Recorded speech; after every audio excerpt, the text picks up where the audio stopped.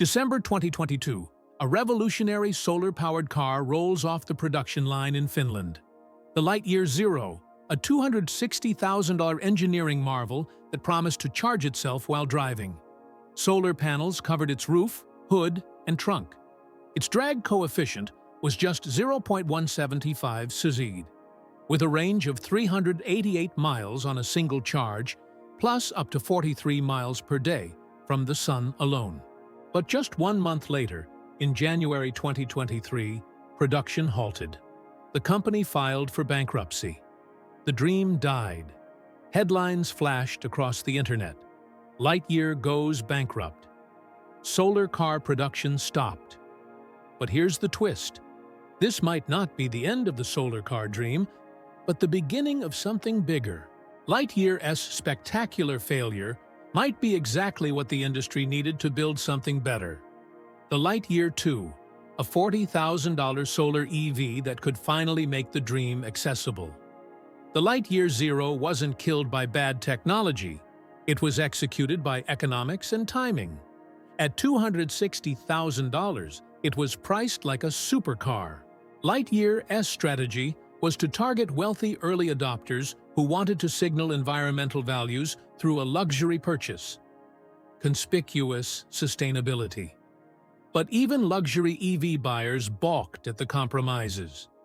Tiny boot space, no rear window, and the need for constant sun exposure to maximize benefits. Then there's the physics problem. Solar panels today are about 29% efficient, and a car has room for maybe 5 to 7 square meters of panels. That's roughly 7 kilowatt-hours per day under perfect sun. But a typical EV like a Tesla Model 3 uses 15 to 25 kilowatt per 100 kilometers. Solar alone can power an average day's driving. You still need to charge from the grid for anything beyond short commutes. Production was another killer. Valmet Automotive was building just one Lightyear Zero per week. At that rate, reaching their goal of 150 units would take 3 years, and each car likely cost more to build than its sale price. Worst of all, the timing couldn't have been worse.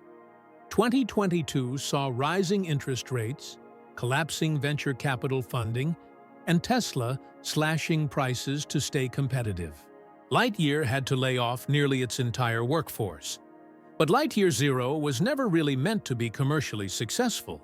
It was a proof of concept. Studies show most EV buyers are motivated by sustainability and like to display their values. Solar cars turn that into the ultimate status signal. No plug-ins, no grid dependency, complete energy independence. It also reframes range anxiety. Instead of worrying about chargers, you start playing a game of parking in the sun to maximize free energy. Communities of EV owners amplify this enthusiasm. Reddit and Quora discussions don't ask if solar cars will work. They debate when and how. Enthusiasts have an optimism bias, overestimating how fast technology will improve and believing the obstacles are only temporary. That optimism is what pushes innovation forward, and that's why Lightyear 2 matters. At $40,000, it competes with mainstream EVs like the Model 3, not Lamborghinis. It targets the early majority, practical buyers who want innovation but want to pay extreme premiums. Lightyear claims over 500 miles of range, making solar contribution meaningful, potentially cutting charging frequency in half for many users. This time, they plan for mass production by late 2025, aiming for hundreds of thousands of units rather than hundreds. Advances in solar panel efficiency, battery density, and motor efficiency since 2022 make this vision more realistic. And the timing might finally be right. EV adoption is hitting mainstream levels, solar costs are dropping, and consumers are better educated about EV benefits. Globally, the solar car market is projected to grow more than 5-fold by 2030. Solar panels have dropped 90% in cost in the last decade, and new technologies like perovskite cells could push efficiency over 40%. Solar cars are best suited for urban commuters, sunny regions, and predictable fleet routes, all massive markets. They complement existing charging infrastructure by trickle charging between plug-ins, potentially eliminating public charging needs for daily driving and cutting lifetime emissions in half compared to grid-charged EVs. Still, challenges remain. Scaling from a concept to mass production is hard. Just ask Tesla about the Model 3 production hell.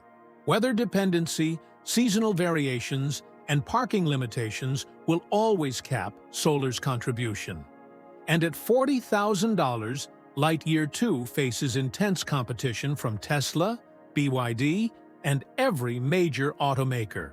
But if they can deliver on price, range, and production, and if they manage consumer expectations that solar is supplemental, not a full replacement for charging, Lightyear 2 could carve out a significant niche.